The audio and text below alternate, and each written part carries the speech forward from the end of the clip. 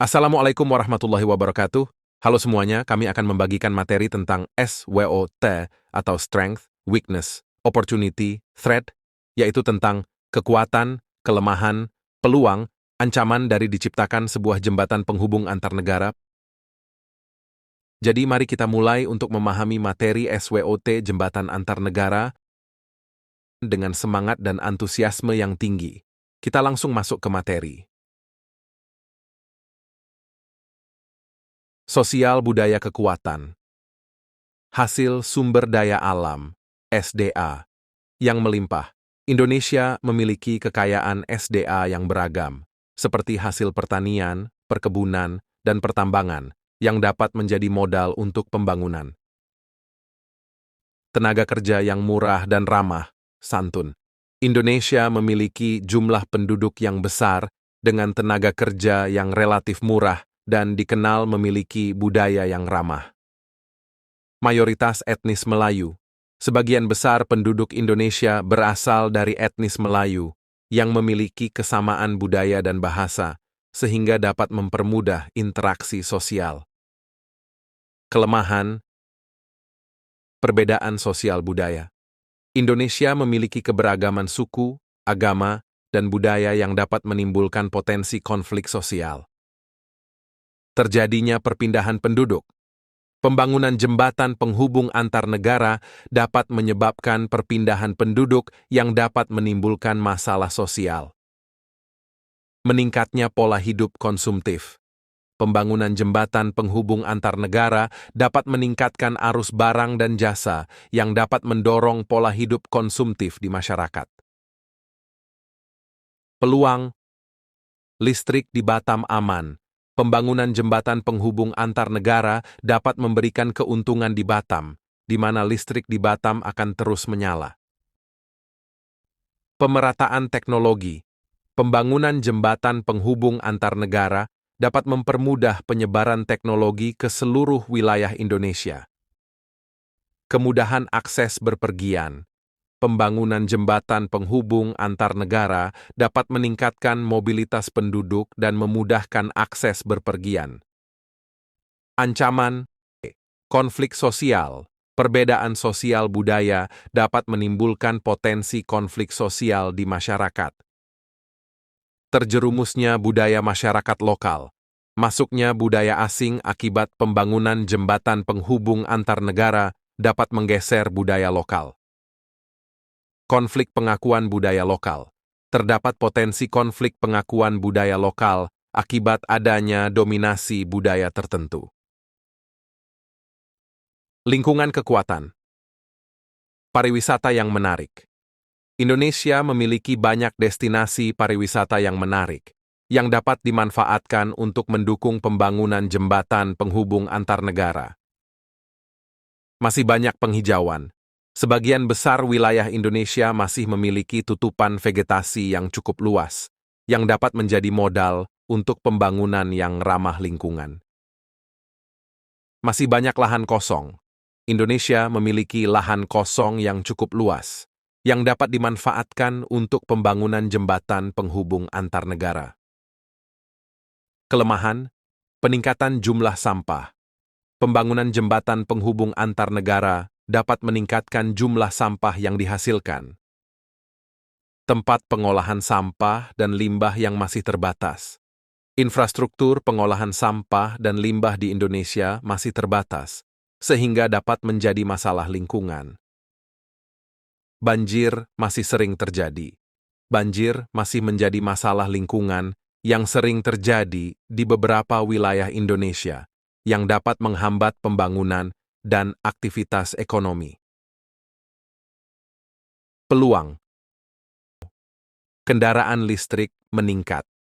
Pembangunan jembatan penghubung antar negara dapat mendorong peningkatan penggunaan kendaraan listrik yang lebih ramah lingkungan. Penggunaan energi ramah lingkungan. Pembangunan jembatan penghubung antar negara dapat menjadi peluang untuk mengembangkan penggunaan energi terbarukan dan ramah lingkungan. Pembangunan yang lebih tertata.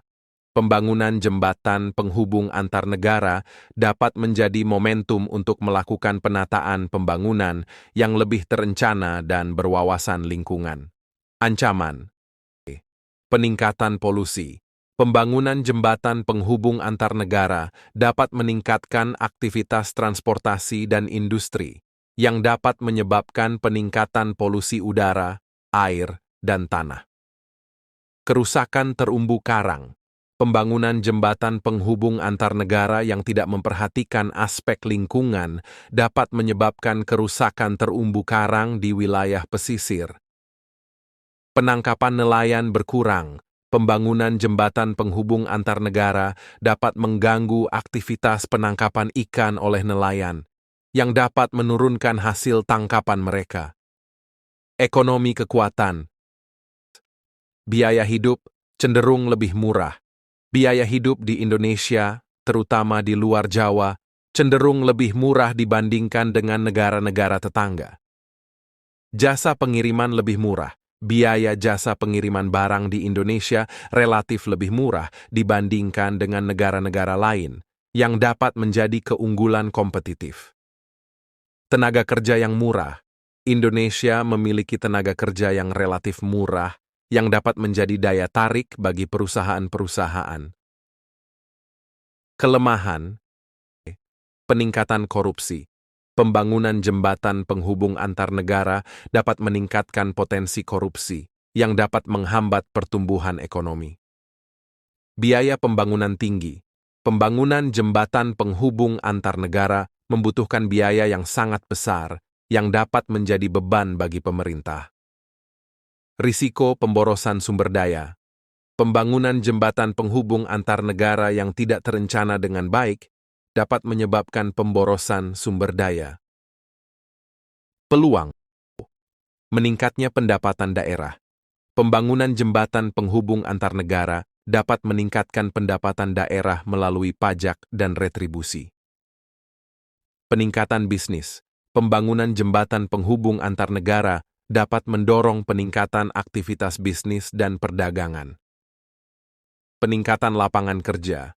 Pembangunan jembatan penghubung antar negara dapat menciptakan lapangan kerja baru, baik pada tahap konstruksi maupun operasional. Ancaman. Harga tiket kapal lebih murah. Pembangunan jembatan penghubung antar negara dapat mengancam industri pelayaran, karena harga tiket kapal laut mungkin akan lebih murah dibandingkan dengan biaya tol jembatan. Perang dagang. Pembangunan jembatan penghubung antar negara dapat memicu perang dagang antar masyarakat, yang dapat berdampak menimbulkan konflik. Potensi timbulnya krisis keuangan akibat pembangunan. Pembangunan jembatan penghubung antar negara membutuhkan investasi yang besar, yang dapat berisiko menimbulkan krisis keuangan jika tidak dikelola dengan baik. Dan yang terakhir, izinkan kami untuk memperkenalkan anggota kelompok ini yang telah menyusun materi ini dengan pengetahuan mendalam untuk mencari berbagai referensi dari jurnal maupun e-book. Kami merupakan mahasiswa Universitas Maritim Raja Ali Haji, dari Fakultas Teknik dan Teknologi Kemaritiman, dan dari program studi Teknik Informatika. Nah, yang pertama yaitu Albertus Nyamfrandis, dengan nomor induk mahasiswa 23010200034. Lalu ada Fauzan Aldi dengan nomor induk mahasiswa 2301020022. Dan yang terakhir, Farhan Mulya Putra dengan nomor induk mahasiswa 2301020036. Kami ucapkan terima kasih kami kepada dosen pengampu mata kuliah Pengantar Teknologi dan Informasi Kemaritiman, yaitu Bapak Dinai Nusyirwan, MSc, yang telah membimbing kami dalam penyusunan konten ini. Semoga wawasan yang kami bagikan ini dapat bermanfaat bagi kita semua. Kami tutup dengan wassalamualaikum warahmatullahi wabarakatuh.